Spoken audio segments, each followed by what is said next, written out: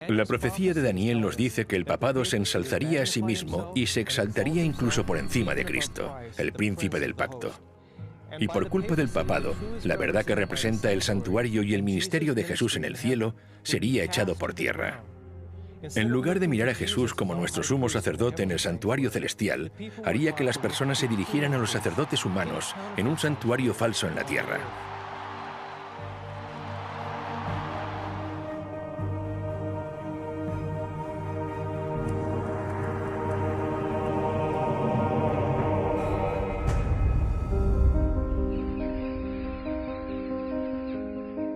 Así que encontramos que durante la Edad Media aparece en escena este poder creciente, que de hecho ataca cada una de las piezas del santuario y la verdad que representaban. El altar del sacrificio, que representaba el sacrificio de Cristo, fue atacado. En cierto sentido, fue alterado y apareció una nueva doctrina que decía que el sacrificio de Cristo no era suficiente para obtener el perdón de los pecados. Y si querías ser perdonado, tenías que pagar dinero. Necesitabas comprar indulgencias, hacer penitencias. Así que el sacrificio de Cristo era insuficiente para limpiar los pecados. Y el sacrificio de Cristo,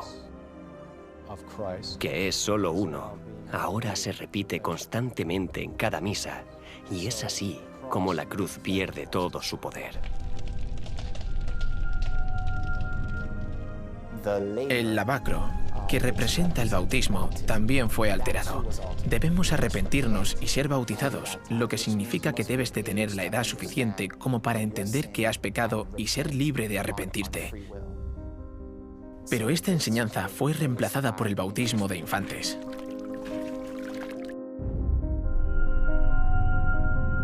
La mesa de los panes de la proposición representa la Biblia. La Biblia en la Edad Media fue arrebatada.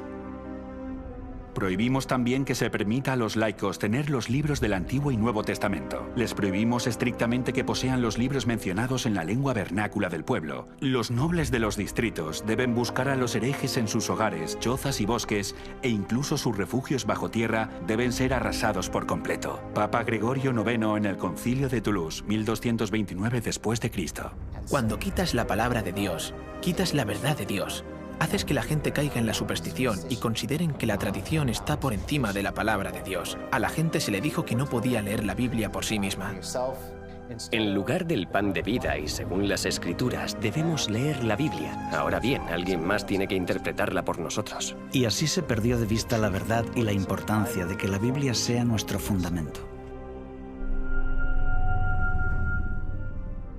El altar de incienso, que representaba la intercesión de Cristo en nuestro favor, fue aniquilado. Y en su lugar se estableció el confesionario, un espacio de 2 compartimentos divididos por una cortina, con un hombre sentado en el lugar de Dios, escuchando las confesiones de otros hombres. De esta forma se le decía a la gente: no puedes tener acceso directo a Dios, tienes que ir a los sacerdotes y confesar tus pecados a ellos. El sacerdote vino y se colocó entre el pecador y el Señor y dijo: no, tú debes ir a Dios a través de mí, necesitas confesarme a mí tus pecados. Y otra vez se levantan barreras entre el hombre y Dios. Simplemente se eliminó la opción de acudir individualmente a Dios de forma directa. El candelabro de 7 brazos representaba a la Iglesia. También fue atacado durante las persecuciones que ocurrieron durante este periodo de tiempo conocido como la Edad Media. También trató de suprimirse la testificación, y eso es lo que representa el candelabro, el testimonio.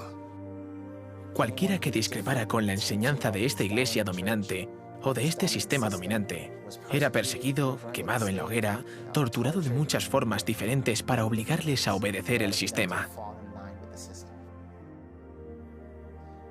Hay muchas formas diferentes en las que el santuario es derribado. Después tenemos el lugar santísimo, donde está el Arca del Pacto. Allí es donde encontramos los 10 mandamientos, dentro del arca. La Biblia dice que este poder pensaría en cambiar tiempos y la ley. Daniel 7:25.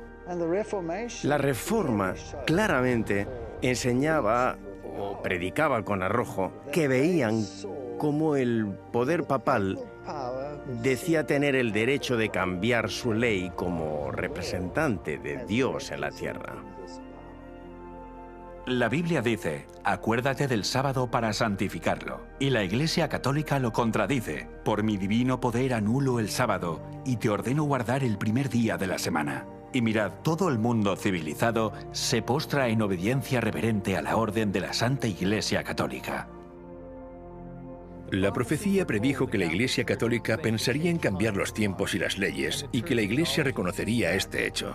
El Papa tiene el poder de cambiar los tiempos, de abolir leyes y de dispensar todas las cosas, incluso los preceptos de Cristo. Cuando lees la teología de la Iglesia Católica, encuentras que el catecismo ha suprimido el segundo mandamiento. No aparece. Borraron el mandamiento que hablaba de las imágenes. No tendrás imágenes. Ahora tienen un problema porque solo tienen 9 mandamientos. Así que tomaron el 10º mandamiento y lo dividieron por la mitad.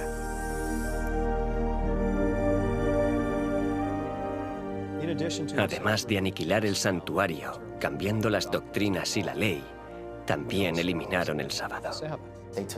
Tomaron el 7º día de reposo, que es el sábado, y dijeron, por el poder y la autoridad de la Iglesia, hemos cambiado ese día al domingo, el primer día de la semana. Enfatizando el cambio de este mandamiento, un sacerdote católico en 1903 dijo lo siguiente: Es correcto que recordemos a los presbiterianos, bautistas, metodistas y al resto de cristianos que la Biblia no apoya en ningún lugar su observancia del domingo. El domingo es una institución de la Iglesia Católica, y aquellos que observan este día observan un mandamiento de la Iglesia Católica.